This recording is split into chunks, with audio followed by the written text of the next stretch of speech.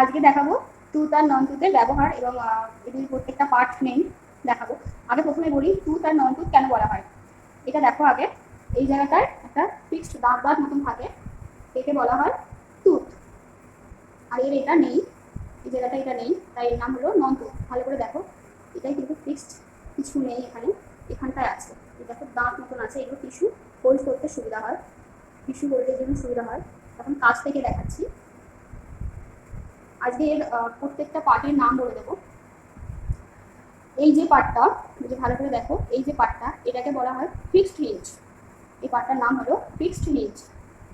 যে এই যে পার্টটা, এই যে পার্ট আছে, এই দুটো যে পার্ট, এর নাম হলো স্ট্যাক্ট। এই পার্টটার নাম হলো ট্রান্সভার্সিলেশন, ট্রান্সভার্সিলেশন। আর এটার না, এই পার্টটার নাম হলো টিপ। আর এই যে আমি হোল্ড করছি, এটার নাম হলো জাব। প্রত্যেকটা টিস্যুগুলোকে হোল্ড করতে আমার টুথ আর নন টুথ ব্যবহার করা হয়।